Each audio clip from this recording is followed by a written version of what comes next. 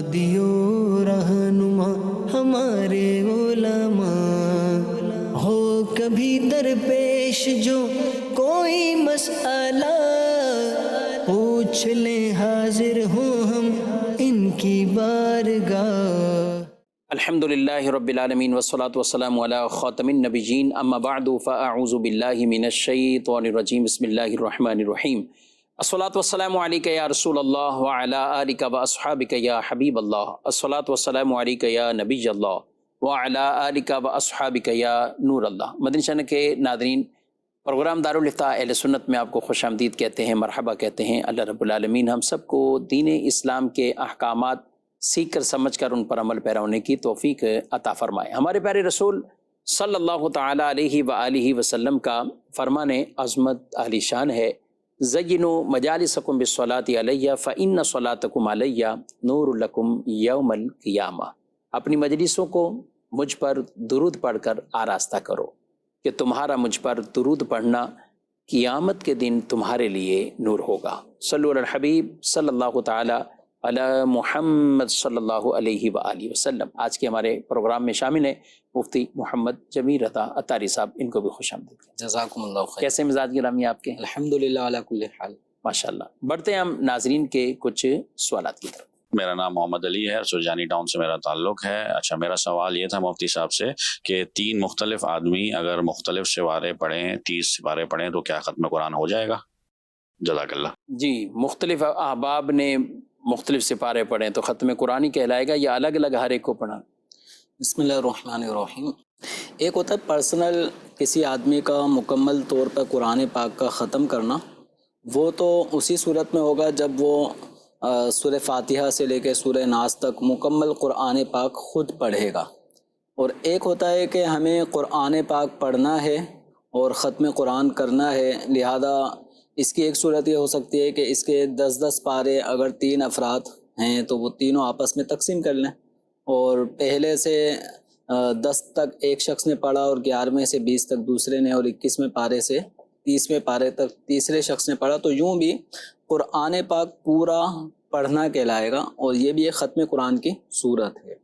तो घरों में अगर हम देखते हैं तो जो कुरान खानियाँ घरों में होती हैं, या फैक्ट्री है या किसी दुकान में कुरान खानी का अमल होता है, तो उसमें भी यही होता है कि कुरान पाक के एक एक पारे का जो सेट होता है 30 पारों का वो रखा होता है, और हर एक अपने अपने हिसाब से एक एक पारा वो उठा लेता है। पढ़ने के बाद फिर अगर दोबारा दूसरा पारा लेना हो तो दूसरा ले लेते हैं। इस तरह 10-20 अफराद मिलके वो एक एक पारा, आधा आधा पारा, जिस तरह भी मुमकिन हो तो इस तरह ख़त्म कुरान कर लेते हैं। इसमें कोई मुज़ायका नहीं, और ये ख़त्म कुरान करना ही कहलाएगा।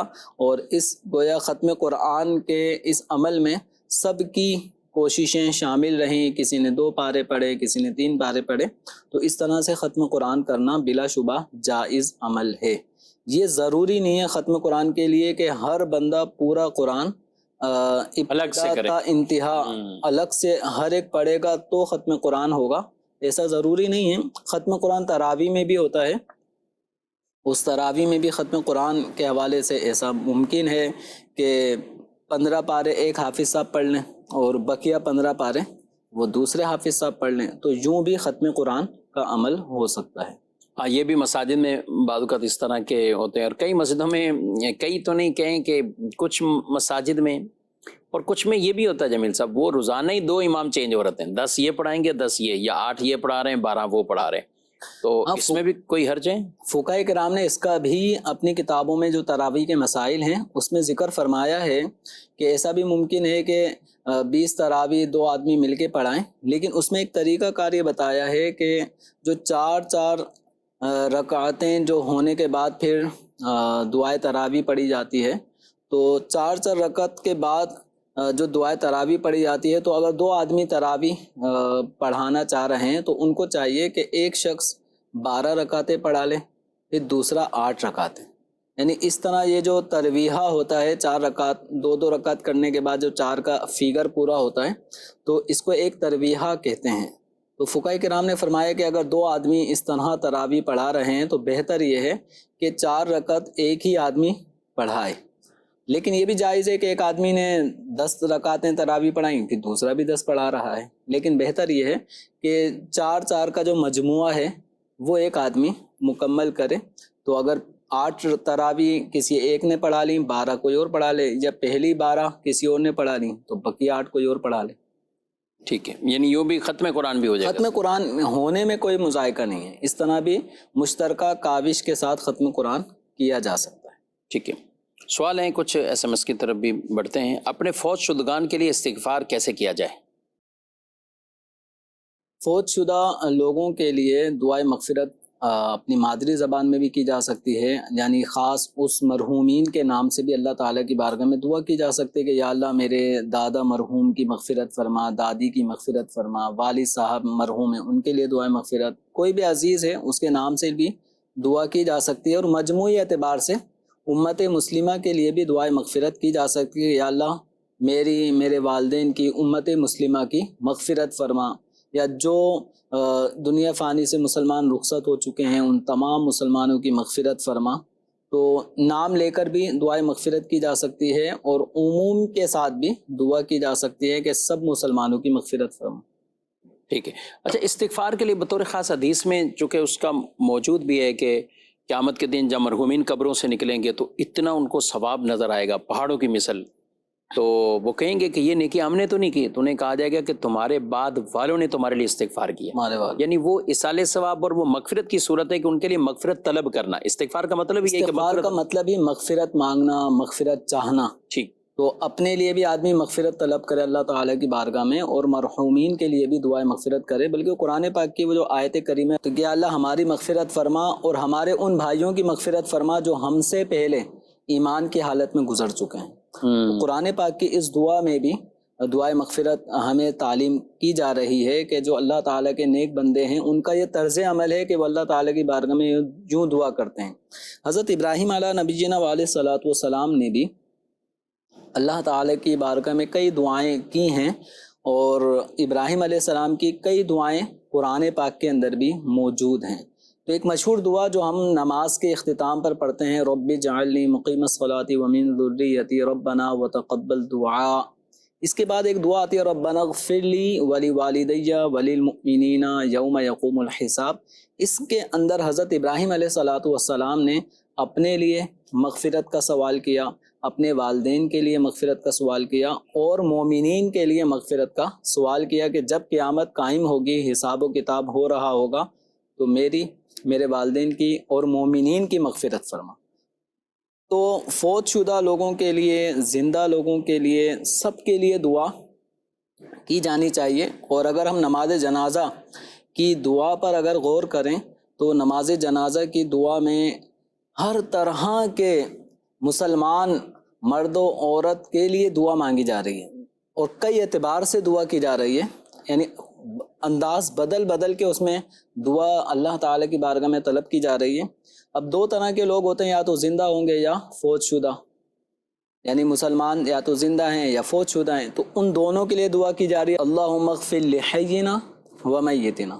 سب آ گئے، وشاہدنا وغائبنا، وشاہدنا وغائبنا، جو جنازے میں شریک ہیں وہ بھی آ گئے، جو نہیں ہیں وہ بھی آ گئے. تو یعنی پھر دوبارہ مغفرت مانگی جا رہی ہے. موجودین جو حی ہیں، زندہ ہیں، وہ موجود بھی ہیں، تو 2 انداز سے دعا ہو گئی. وذکرنا وانثانا، ہمارے مردوں کی مغفرت فرما، ہماری عورتوں کی مغفرت فرما. تو یعنی مرد حضرات جو بھی دنیا میں جتنے بھی، اب وہ چاہے زندہ ہوں یا فوت شدہ، ان کی بھی مغفرت فرما. جو ہماری خواتین ہیں زندہ مردہ ان کی بھی مغفرت فرما، اور صغیر کبیر سب کی، وصغیرنا وکبیرنا، ہمارے بچوں کی، چھوٹوں کی مغفرت فرما، ہمارے بڑوں کی مغفرت فرما. تو یہ گویا کہ ایسی جامع دعا ہے کہ گویا ہر مرد مومن، ہر خاتون مومنہ کے لیے کئی جہتوں سے دعا مانگی جا رہی ہے، کہ زندہ مردہ، صحیح، مرد عورت، چھوٹے بڑے، موجود غائب، یعنی یوں ایک بڑے پیارے انداز سے دعا طلب کی جا رہی ہے. تو دعائے مغفرت اپنے لیے بھی بندے کو طلب کرنی چاہیے، اور جو آپ سے دعا کا کہے اس کے لیے بھی دعائے مغفرت کی جانی چاہیے، اور جو نہ بھی کہے تو آپ کو تمام مسلمانوں کے لیے اللہ تبارک و تعالیٰ کی بارگاہ میں دعائے مغفرت طلب کرنی چاہیے. جی مزید سوال. مفتی صاحب سے میرا سوال ہے کہ سجدہ شکر کی منت کون سی منت ہوگی؟ جی، سجدہ شکر کرنا، اور یہ بھی منت کے طور پہ سجدہ شکر کیا جا سکتا ہے اور اس کی منت بھی مانی جا سکتی ہے. اور یعنی کوئی بھی نعمت آپ کو ملی، اس نعمت کے ملنے پر آپ اللہ تعالیٰ کی بارگاہ میں یہ دعا کر سکتے ہیں، یہ ایک طرح سے منت مانگ سکتے ہیں کہ اگر مجھے یہ نعمت ملی تو میں اس پہ 2 سجدہ شکر کروں گا، 5 کروں گا، 10 کروں گا، 1 کروں گا. تو سجدہ شکر کی منت مانی جا سکتی ہے. اب اگر وہ منت پوری ہو گئی، وہ بات آپ کی پوری ہو گئی، مراد بر آئی، تو اب آپ کو سجدہ شکر کرنا ہوگا. اور سجدہ شکر کے لیے بھی باوضو ہونا اور پاک صاف جگہ پر سجدہ کرنا، پاک صاف لباس پہن کر اور کعبۃ اللہ شریف کی طرف رخ کر کے یہ سجدہ شکر ادا کرنا ہوگا. سجدہ شکر کے لیے آپ کھڑے ہیں تو کھڑے ہو کر اللہ اکبر کہتے ہوئے سجدے میں چلے جائیں گے، سجدے کی تسبیحات پڑھیں گے، پھر اللہ اکبر کہہ کے آپ کھڑے ہو جائیں. یعنی جس طرح سجدہ تلاوت کیا جاتا ہے تو سجدہ شکر بھی اس طرح کیا جا سکتا ہے. آپ بیٹھے ہیں، بیٹھے بیٹھے بھی سجدہ شکر کیا جا سکتا ہے، تو اس میں بھی کوئی حرج نہیں ہے. ٹھیک. سوال ہے کہ بعض اوقات ہم پلاٹ اس لیے صرف سیونگ کرنے کے لیے لیتے ہیں، اور تو ایسی صورتحال میں یہ سیونگ کے لیے پلاٹ کیا ہوتا ہے؟ یعنی کبھی پیسے یوں بھی ہوں کہ کوئی چیز لے لی، ایک پیسہ سیو ہو جائے، ایک جگہ رکھا ہوا ہے، اور بیچنے کی اس کو تجارت کی اب نیت نہیں یا کب نیت نہیں، یہ لوگ سیونگ کے لیے بھی کچھ کہتے تھے. عمومی طور پہ جو سیونگ کا جو مقصد اگر ہم غور کریں تو اس میں یہ ہوتا ہے کہ پیسے گھر میں رہے یا اکاؤنٹ میں رہے تو خرچ ہو سکتے ہیں. تو اس کو ایک طرح سے باؤنڈ کر لیں اور ایک طرح سے پروفٹ بھی بیک گراؤنڈ میں جنریٹ ہوتا رہے. تو اب اگر کسی نے اس نیت سے پلاٹ خریدے کہ رقم ایک طرح سے بانڈ ہو گئی پلاٹ کی شکل میں، اور اس سے ہمیں نفع بھی حاصل ہو، یعنی اس پلاٹ کو ہم نے اس لیے خریدا ہے کہ جب ریٹ اچھے ہو جائیں گے، اس کا ریٹ بڑھ جائے گا تو پروفٹ ہونے کی صورت میں پھر ہم اس پلاٹ کو فروخت کر دیں گے، تو پھر یہ جو پلاٹ ہوں گے یہ مال تجارت بنیں گے. مال تجارت یہ باقاعدہ اموال زکوٰۃ میں سے ایک مال ہے. تو اگر نیت یہ ہے خریداری کی کہ ہم پلاٹ خرید لیتے ہیں اور پلاٹ کو پھر اچھے دام جب لگیں گے تو اس وقت بیچ دیں گے، تو یہ مال تجارت ہے، اور مال تجارت پر شرائط پائے جانے کی صورت میں زکوٰۃ کی ادائیگی کرنی ہوگی. اور اگر پلاٹ خریدنے کی صورت یہ ہے کہ جس میں تجارت کا عنصر نہیں ہے، بلکہ یہ کہ اس پلاٹ کو ہم آگے چل کر ان پلاٹ پر اپنی رہائش کے لیے گھر بنائیں گے، یا یہ پلاٹ میں نے اس لیے خریدا ہے کہ یہ میں اپنے بیٹے کو یا اپنی بیٹی کو تحفے میں دوں گا، تو اب یہاں پر جو پلاٹ کا خریدنے کا عمل ہوا اس میں تجارت نہیں پائی جا رہی، بلکہ اس پلاٹ کو بنا کر اس میں رہائش رکھنا پایا جا رہا ہے، یا اس پلاٹ کو بیٹے یا بیٹی کو تحفہ دینا پایا جا رہا ہے، یا پلاٹ خریدا ہے آگے کسی بھی نیک کام میں خرچ کرنے کے لیے مسجد میں دے دیں گے یا مدرسے کے اندر دے دیں گے. تو یہ والی جو نیت ہے یہ تجارت والی نیت نہیں ہے. اچھا، مختلف نیت ہے، جیسے یہ بھی نیت ہوتی ہے بیچنے بھی، کوئی کونے کھانچے میں بیچنے کا بھی ہوتا ہے کہ کہیں اگر سیونگ ہو رہی ہے، فی الحال پیسہ اماؤنٹ جمع ہو رہا ہے، آگے بچوں کی شادیاں ہیں، کچھ نہ کچھ ہیں، اگر ضرورت پڑی تو اس کو بیچ دیں گے، نہ ضرورت پڑی تو نہیں بیچیں گے، اور یوں کر کے بس ایک تذبذب جیسے کہتے ہیں نا، تو ایسے لوگوں کو کیا کہیں گے؟ یعنی کہتے ہیں کہ اگر یہ ہوتا تو ہم پھر کسی ایسی مارکیٹ میں لیتے کہ جو واقعی جس میں نفع ہمیں حاصل ہو سکتا ہے، یہ حاصل ہو سکتا ہے، ہم نے کسی ایسی جگہ لا کے رکھ دیا ہے. اگر کوئی بھی نیت نہیں اور خرید لیا، یہ پتہ بھی ہے کہ یہ 4-5 سال 8 سال کے لیے بھول جاؤ کہ یہاں سے کچھ نکلنا نہیں ہے ہمارے لیے، نہ کوئی نفع کی صورت ہوگی، نہ کچھ. یہ جگہ ایسی ہوتی ہیں، بعض سوسائٹی ہوتی ہیں یا بعض جگہیں ہوتی ہیں ایسی کہ جس میں ویلیو اتنی بڑھتی نہیں ہے، تو اب یوں کر کے رکھ دیا کہ ضرورت پڑی بیچ دیں گے، نہیں پڑی بیٹے کو دے دیں گے، نہیں پڑی تو یہ کر لے گا. اب مختلف یہ زاویے جو ہوتے ہیں، تو پھر تو تجارت کیا کہیں گے؟ دیکھیں نیت دل کے پختہ ارادے کا نام. جی ہاں، بالکل. اب ایک آدمی کے اس طرح کے پلاٹ خریدنے میں دل کی پختہ نیت بیچنے کے حوالے سے بن ہی نہیں رہی تو وہ مال تجارت نہیں بنے گا. مال تجارت اس مال کو کہتے ہیں جس کو بیچنے کی غرض سے خریدا جائے. اچھا، بیچنے نہیں بھی یہ ضروری ہے 2 ماہ 4 ماہ 1 سال، یا یہ نیت ہے کہ 10 سال بعد بھی بیچنا ہے؟ بالفرض بیچنے کی نیت ہے، چاہے وہ 10 سال کی ہو، 5 10 سال کی پلاننگ کے ساتھ تو تجارتی بنے گا نا, تجارت ہے. تجارتی تو اب یہ ہے مال تجارت بننے کے لیے دو باتیں ضروری ہیں. پہلی چیز یہ ہے کہ آپ نے اس چیز کو, اس جگہ کو, اس مکان کو بیچنے کے ارادے سے خریدا ہو اور بیچنے کی نیت باقی بھی رہے.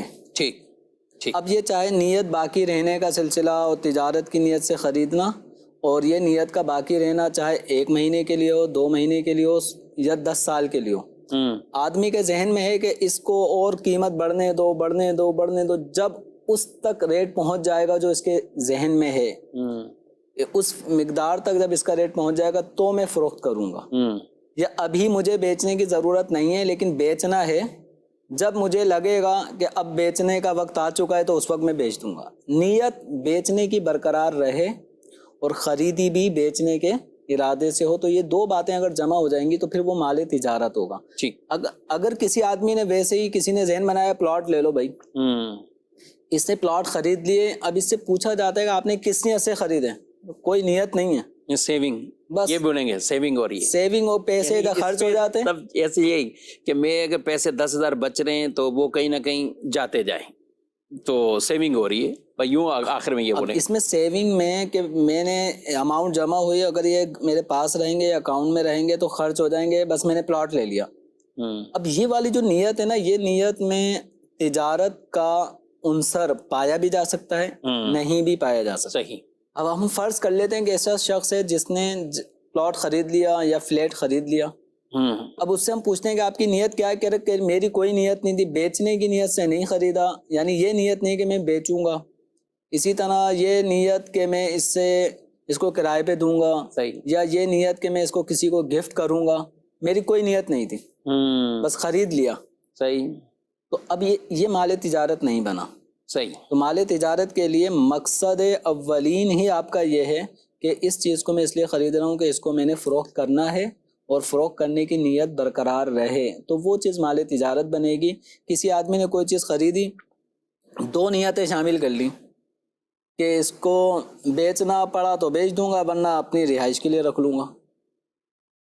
اب یہ جو نیت میں ڈبلنگ آ رہی ہے اس میں سے تو بھی یہ مال تجارت نہیں بنا. اچھا, اگر جیسے ناظرین یہ سن رہے ہیں, مختلف پہلو بھی سن رہے ہیں, تو اس پر بھی اگر کچھ ظاہر ہے یہ مسئلہ بھی کہ زکوٰۃ سے بچنے کے لیے یہ کہہ دینا کہ وہ نیت تو یہ نہیں ہے تو وہ بھی نیت ہے تو یوں بھی نیت ہے, یہ جو پہلو ہوتے ہیں, اور کئی لوگوں میں وہ بعض کا پوچھنے کا انداز ہی ان کا یہی ہوتا ہے, تو یہ جو زکوٰۃ سے بچنے کے لیے اس طرح کی نیت, تو ایسے لوگوں کو اللہ سے ڈر نہیں جانا چاہیے کہ دل کی نیت تو اللہ ہی جانتا ہے. ان اللہ علیم بذات الصدور.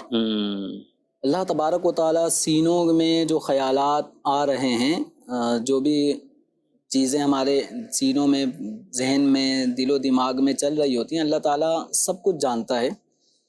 اگر آپ کی وہ نیت, جو بھی چیز آپ نے خریدی تھی, پلاٹ خریدا تھا, تجارت کی نیت سے ہی خریدا ہے, تجارت کا مطلب اس کو خریدا اس لیے ہے کہ آپ اس کو بیچیں گے, پروفٹ آنے کی صورت میں آپ اس کو بیچیں گے. یہ نیت اگر آپ کی شروع سے تھی خریدتے وقت, اور اب بھی یہی نیت ہے, اب آپ یہ نیت واضح نہیں کر رہے کسی پر, تو کوئی بھی مفتی صاحب آپ کو یہ نہیں کہیں گے کہ آپ زکوٰۃ نکالیں, لیکن اصل دار و مدار آپ کی نیت پہ ہے. اگر آپ نے بیچنے کے ارادے سے ہی خریدا تھا اور نیت تجارت بیچنے کی اب بھی باقی ہے, تو وہ مال تجارت ہے, اور اس پہ حسب شرائط زکوٰۃ لازم ہوگی. زکوٰۃ اللہ تبارک و تعالیٰ کی طرف سے ایک فرض ہے جو اغنیاء مالدار اشخاص پر ان کے اموال میں لازم ہوتا ہے, اور یہ حق ان کے اموال سے لے کر فقراء میں خرچ کیا جاتا ہے, مستحقین میں خرچ کیا جاتا ہے.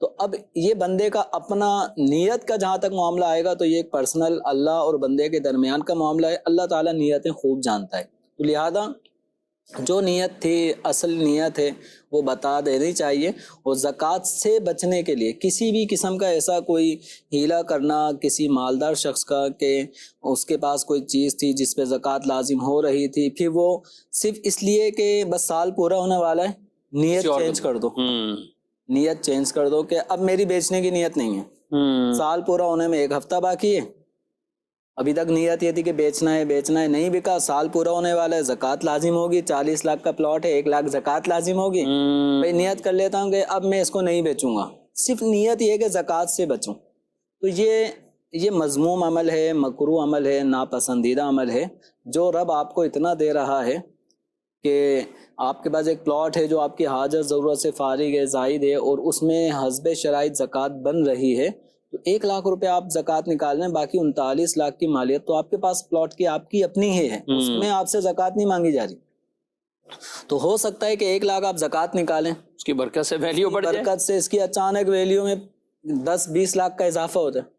تو حقیقت یہی ہے کہ زکوٰۃ کا معنی بڑھنا، اضافہ. تو جو اللہ تعالیٰ کی رضا کے لیے زکوٰۃ نکالتے ہیں ان کے اموال میں اضافہ ہوتا ہے، برکت ہوتی ہے، مال دگنا تگنا ہونا شروع ہو جاتا ہے. تو اصل چیز ہے اخلاص اور اللہ تعالیٰ کی رضا حاصل کرتے ہوئے کام کریں گے تو انشاءاللہ زکوٰۃ کی برکت خود اپنی آنکھوں سے دیکھیں گے. ماشاء اللہ. جی مزید سوال. میرا نام شاہزیب ہے، سرجانی سے میرا تعلق ہے. مفتی صاحب کی بارگاہ میں میرا سوال یہ ہے کہ اگر کسی شخص کی 1 رکعت نکل جائے اور وہ امام صاحب کے ساتھ سلام پھیر دے تو پھر وہ اپنی نماز کس طرح پڑھے گا؟ برائے کرم جواب ارشاد فرما دیجئے، جزاک اللہ خیرہ. جی 1 رکعت نکل گئی اور سلام بھی پھیر دیے امام صاحب. امام صاحب سلام پھیر رہے ہیں اور یہ مقتدی جس کی 1 رکعت رہ گئی یہ بھی بھول گیا کہ میں 1 رکعت کے بعد آیا تھا اور یہ بھی امام صاحب کے ساتھ سلام پھیر دیتا ہے، تو جب تک اس نے کوئی گفتگو نہ کی ہو، کوئی ایسا عمل کہ جو نماز کو توڑنے والا ہے وہ اس نے عمل نہیں کیا، تو یہ فوراً کھڑا ہو جائے، صحیح، اپنی وہ رکعت پوری کرے، اور پوری کرنے کی صورت میں اب اس کو سجدہ سہو کرنا ہوگا. سجدہ سہو کر لے گا تو اس کی نماز درست ہو جائے گی. اور اگر اس نے امام صاحب کے سلام پھیرنے کے ساتھ ساتھ اس نے بھی سلام پھیر دیا جبکہ اس کی 1 رکعت باقی تھی، اور اس سلام پھیرنے کے بعد اس نے کوئی منافی نماز کام کر لیا، کوئی گفتگو کر لی، زبان سے کچھ الفاظ بول دی، ارے یہ کیا ہو گیا، مجھے تو اب 1 رکعت پڑھنی تھی، زبان سے ایسی کوئی گفتگو کر دی تو نماز ٹوٹ گئی. اب اسے پھر 4 رکعتیں باقاعدہ بدستور پڑھنی ہوں گی. صحیح. جو بھی نماز پڑھ رہے تھے، مغرب پڑھ رہے تو مغرب کی 3 پڑھنی ہوں گی، فجر تھی تو فجر کی 2 پڑھنی ہوں گی، یا 4 رکعت والی نماز تھی تو وہ 4 رکعت فرض دوبارہ سے پڑھنے ہوں گے. اچھا یہ بھول کر اگر سلام پھیریں گے تو ہے اس میں قصدن کوئی سلام پھیر لے گے؟ قصدن کا عمومی طور پہ جس کی رکعت نکلی ہو وہ سلام تو اپنے حساب سے قصدن پھیر رہا ہے نا، لیکن وہ یہ بھول چکا ہے کہ مجھے اس وقت سلام نہیں پھیرنا. تو شریعت مطہرہ نے اس بھول کا اس کو ایک بینیفٹ دیا ہے، ایک فائدہ یہ کہ یہ اپنی نماز کو کنٹینیو کرے، جو رکعت رہ گئی 1 2 3 جتنی رہ گئی ان رکعتوں کو پورا کرے اور آخر میں سجدہ سہو کر لے. کہ سہو کا معنی ہی بھولنا. ٹھیک. بھول کر بھی بعض اوقات آدمی جو کام کر رہا ہوتا ہے وہ اپنی نیت اور ارادے سے کر رہا ہوتا ہے، لیکن وہ یہ بات بھول جاتا ہے کہ مجھے ایسا نہیں کرنا. صحیح. تو شریعت نے نماز کے اندر، اسی طرح ماہ رمضان آنے والا ہے تو روزے میں بھی بھول چوک کی کچھ رعایتیں فرمائی ہیں. اور ابھی تو نفلی روزے بھی کئی رکھتے ہیں تو اس میں بھی بھول کے معاملات تو ہو جاتے ہیں. اچھا نفلی روزوں میں بعض کا زیادہ چانس ہے، یعنی یہ بھولنے والے. اور کہ پچھلے دن ایک سائل آئے دارالفتا میں، تو ظاہر باہر سے چلتے ہوئے آنا، ہانپتے کانپتے بھی بعض کا تیزی میں آتے ہیں، سانس پھول رہا ہے تو آگتے ہی پانی مانگ لیا، تو اور پانی کے 1 2 گھونٹ پی بھی لیے، پھر یاد آیا روزہ ہے میرا. تو یعنی نفلی طور پر جو روزے ہوتے ہیں، فرض میں تو کئی مواقع ایسے ہوتے ہیں کہ بعضوں کو پہ کولر رکھتے ہی نہیں لوگ، جہاں پہلے پڑے ہوتے ہیں وہ اٹھا لیتے ہیں، بالکل کوئی بھول کر پی نہ لے. اور نفل میں تو ابھی ظاہر ہے ابھی ہر جگہ کوئی کولر رکھے ہوئے ہیں، پانی گلاس یہ وہ سب چلتا رہتا ہے، تو اب نفلی روزوں میں بھی یہ چلے گا؟ مطلب بھول وہ سائل مسئلہ تو کوئی اور سب پوچھنے آئے تھے. ہاں وہ پہلے یہی پوچھا ہے، یہی مسئلہ ہو گیا، پہلے یہی پوچھا ہے کہ وہ تو ہاں. تو اس میں بھول کر اگر کوئی مسلمان روزے کی حالت میں، چاہے وہ فرض روزہ ہو، نفل ہو یا منت والا روزہ ہو، اگر وہ بھول کر کھا پی لے، بھولنے کا مطلب یہ ہے کہ وہ یہ بات ہی بھول گیا کہ میرا روزہ ہے، اب وہ اگر کچھ کھا پی لیتا ہے تو اس سے اس کا روزہ نہیں ٹوٹے گا. لیکن منہ میں اگر نوالا ڈالا اور یاد آ گیا کہ میرا روزہ ہے، یا گھونٹ بھر لیا، منہ میں پانی آ چکا ہے اور یاد آ چکا ہے کہ میرا روزہ ہے، تو اب اس کے اوپر لازم ہے کہ جو کچھ منہ میں ہے ان سب چیزوں کو تھوک دے، نکال دے. اب یاد آنے کے باوجود اس نے 1 قطرہ بھی اگر حلق سے نیچے اتارا، یا جو کھانے کا جو اجزاء تھے نوالے میں جو چیزیں تھی وہ اگر حلق سے نیچے اتار لیا کہ اب تو منہ میں آگے چلیں، اس کو تو اب جانے دیں، اب یاد ہونے کے باوجود ایسا کرے گا، کھائے گا، پیے گا تو روزہ ٹوٹ جائے گا۔ نفل تھا تو اب اس کی قضا کرنی ہوگی، فرض روزہ تھا اس کی تو ویسی قضا اس کے اوپر لازم ہوگی۔ ٹھیک، مزید سوال۔ روزے میں ڈائلسس کروانے سے روزہ ٹوٹ جاتا ہے؟ جی، روزے کی حالت میں ڈائلیسس جو پیشنٹ ہیں یہ ڈائلیسس کروا سکتے ہیں کہ اس سے ان کا روزہ نہیں ٹوٹے گا۔ جی، جو عورتیں کے بال بیچ رہے ہیں اور مدد خرید رہے ہیں، اس کے بارے میں پوچھیں۔ جی، عورتوں کے بال، خواتین کے جو بال ہیں جو یہ ہیئر کٹنگ وغیرہ کے ذریعے اپنے کٹوا لیتی ہیں، چٹیائیں وغیرہ، تو یہ گلی محلوں میں اسپیکروں میں بعض لوگ یہ آوازیں لگاتے رہتے ہیں۔ ایک آواز یہ بھی سنی تھی 8,000 روپے کلو، کراچی میں ان کے جو خواتین کے بال ہیں یہ 8,000 روپے کلو کی آواز آ رہی تھی خریداری کی۔ تو یاد رکھیں کہ انسان اپنے جو اعضاء ہیں ان کو بیچ نہیں سکتا، فروخت نہیں کر سکتا۔ تو خواتین کے جو بال ہوتے ہیں یا اسی طرح جو ہیئر ڈریسر ہوتے ہیں ان کے دکانوں میں بھی جو بال کٹنگ ہوتے ہیں تو یہ سارے بال جمع کرنے کے بعد یہ ویسے بھی کسی ایک ڈبے میں باکس میں رکھ لیتے ہیں۔ تو ان بالوں کا بیچنا جائز نہیں ہے، اور جو بیچے گا گناہ گار ہوگا، اور اگر کسی نے فروخت کیے اور اس پر جو اس کو پیسے ملے تو ان پیسوں کو استعمال کرنا جائز نہیں ہے۔ یعنی ان انسانی بالوں کے خریداری کا عمل اور اس کا جو کاروبار ہو رہا ہے آگے وگ بنانے تک جو سلسلہ ہے یہ سب ناجائز ہے، اور انسانی بالوں کی جو وگ ہے اس کو استعمال کرنا بھی جائز نہیں ہے، اس کو خریدنا بھی جائز نہیں ہے۔ ٹھیک ہے۔ اچھا، وقفی قبرستان کے اندر وہ قبر کے لیے پہلے سے ہی جگہ گھیر لینا، متعین کرنا، کچھ مثلا ہم پچھلے پروگرام میں بھی ڈسکس کیا تھا لیکن اس کو وضاحت سے تھوڑا بیان فرما۔ اس حوالے سے جو پھر میں نے معلومات جمع کی ہیں تو گزشتہ جو ہمارا سلسلہ پچھلے جمعرات کو ہوا تھا تو اس میں ایک صورت یہ میں نے بیان کی تھی کہ وقفی قبرستان میں اگر کوئی کچھ اس جگہ کی کچھ رقم دے کر ایک قانونی پروسیس کر کے اس جگہ کو اگر وہ گھیر لیتا ہے، خاص کر لیتا ہے تو اس کی گنجائش ہوگی۔ تو درست مسئلہ اس حوالے سے یہ ہے کہ وہ قبرستان جو مسلمانوں کی تدفین کے لیے وقف ہو چکا ہے، یعنی جس کو ہم مختصر الفاظ میں کہیں گے وقفی قبرستان، تو وقفی قبرستان میں جو چونکہ وہ وقف ہو چکا ہے تو وقف والی جگہ کو، وقف والی اشیاء کو خریدنا بیچنا ناجائز ہے۔ جب وہ وقف ہو چکا تو اب اس کو فروخت نہیں کر سکتے۔ تو اب اس طرح کچھ پیسے دے کر گورکن کے ذریعے سے کچھ 2-4 قبروں کی جگہ کو گھیر لینا اور منڈیر بنا دینا تاکہ اب یہاں پہ کوئی اور مردہ تدفین نہ ہو سکے کہ ہم نے یہ جگہ اس طرح کچھ رقم دے کے لے لی ہے، تو اس طرح وقفی قبرستان میں کوئی جگہ اپنے لیے اپنے آئندہ کوئی انتقال کرے گا تو اس کے لیے پہلے سے جگہ گھیر لینے کی اجازت نہیں ہے، اس کا اختیار نہیں ہے۔ چونکہ یہ وقفی قبرستان ہے، یہ تمام مسلمانوں کی تدفین کے حوالے سے وقف ہے۔ اب جس مسلمان کا انتقال ہوگا اور اسے تدفین کی جگہ چاہیے ہوگی تو اس کے لیے بھی وہ کہیں پر بھی اس قبرستان میں اس کے لیے جگہ دی جائے گی، فراہم کی جائے گی۔ تو جو گھیر لیتے ہیں اس کا مطلب یہ ہے کہ اب یہاں پہ یہ مردہ دفن نہیں ہوگا، حالانکہ وہ جگہ جب وقف ہو چکی ہے مسلمانوں کی تدفین کے لیے تو اب اس کو اس جگہ، جبکہ جگہ وہی آ رہی ہے تو اس جگہ تدفین کے لیے اس کو روکا نہیں جا سکتا۔ تو لہذا وقفی قبرستان میں جو لوگ جگہ گھیر لیتے ہیں چاہے وہ پیسے دے کر یا ویسے ہی، دونوں صورتوں میں وقفی قبرستان میں یوں جگہ نہیں گھیری جا سکتی، اس کی اجازت نہیں۔ ٹھیک ہے جی ناظرین کرام، آپ نے پروگرام وہ ملاحظہ کیا ہے۔ ابھی ڈائلسس کا بھی کچھ ذکر ہوا تو اس کے بھی مختلف طریقے ہیں کہ آپ کس ذریعے سے یہ علاج والا پروسیس اختیار کر رہے ہیں۔ بعض صورتیں روزہ توڑنے والی اور بعض صورتیں روزہ جن سے نہیں ٹوٹتا ہے۔ کیا جمیل صاحب اس میں کچھ مختلف اور بھی علاج کے طریقے ڈائلسس کے اندر؟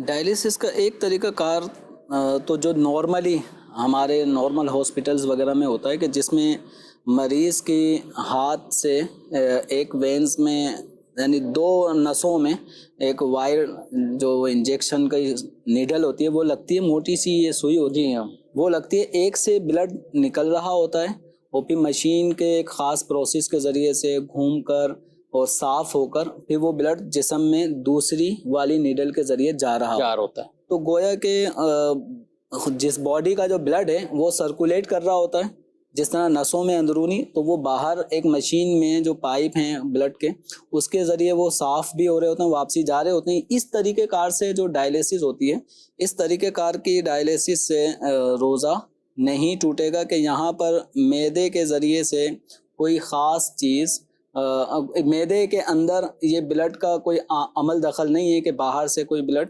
معدے تک پہنچ رہا ہے یا منفذ تک پہنچ رہا ہے. تو یہ نسوں کے ذریعے سے ہی بلڈ کی سرکولیشن کا سلسلہ ہے. تو نس کے اندر کوئی انجیکشن لگایا جائے یا ڈرپ لگائی جائے تو اس سے روزہ نہیں ٹوٹتا. تو ڈائلیسس کے اندر بھی نسوں کا ہی عمل، یہ والا جو طریقہ اس سے نہیں ٹوٹے. ڈائلیسس کا یہ والا جو طریقہ کار ہے اس سے روزہ نہیں ٹوٹے گا. البتہ ایک دوسرا طریقہ کار ہے پیٹ میں ڈائریکٹ جان، وہ مریض کے پیٹ میں موٹی جو تہ ہوتی ہے اس کے اندر سوراخ کر کے معدے سے متصل ایک بیرونی جھلی تک ایک پائپ ڈالا جاتا ہے. پھر اس کے ذریعے ایک قسم کا پانی جو ہوتا ہے وہ پیٹ کی جھلی میں ڈالا اور بھرا جاتا ہے، نکالا جاتا ہے. تو یہ عمل دوا رسانی کے عمل کی طرح ہے، یعنی یہ اس کے ذریعے معدے تک جو ہے نا وہ دوا پہنچتی ہے. اس سے روزہ ٹوٹنے کا حکم دیا جائے گا، اس سے روزہ ٹوٹ جائے گا. باقی جو ڈائلیسس کا جو نسوں کے ذریعے سے سرکولیشن والا طریقہ کار ہے بلڈ کا، اس سے روزہ نہیں ٹوٹے گا. اللہ پاک عافیت عطا فرمائے، ایسے مریضوں کو بھی شفا دے، تندرستی دے. اور واقعی کئی لوگ ایسے ہیں کہ اس طرح کی مرض کی شدت کے باوجود بھی ناظرین کرام وہ روزے رکھتے بھی ہیں اور ان کو روزوں کی اہمیت کا بھی پتہ ہے اور کچھ تکلیف مشقت برداشت بھی کرتے ہیں، روزے اپنے پورے کرتے ہیں. اور اس سے ہمیں وہ لوگ جو بطور خاص تندرست ہیں، صحیح سلامت ہیں اور پھر بھی کسی نہ کسی وجہ سے بغیر کسی وجہ کے کوئی یا چھوٹے موٹے عذر بنا لیے، جاب یا دیگر کچھ کام کاج کی وجہ سے روزے چھوڑ رہے ہوتے ہیں، تو ایسے روزے چھوڑنے والے یا روزہ خور ہی کہنا چاہیے ان کو، ظاہر جان بوجھ کر معاذ اللہ روزہ چھوڑ رہے ہیں. ایک روزہ بھی چھوڑ دینا گناہ گار ہوں گے. تو ہمیں سب سے پہلے تو یہ رمضان کی تیاری کرنی کہ ہم نے روزے پورے کرنے ہیں، روزے پورے رکھنے ہیں. ہم رمضان میں تراویح بھی پوری پڑھیں، ہم رمضان کے اندر دیگر بھی عبادات بجا لائیں. اللہ پاک ہمیں عافیت کے ساتھ رمضان کا مہینہ دیکھنا نصیب فرمائے. آمین بجاہ النبی الامین صلی اللہ علیہ وسلم. ہادی و رہنما ہمارے علماء، ہو کبھی درپیش جو کوئی مسئلہ، پوچھ لیں حاضر ہوں ہم ان کی بارگاہ.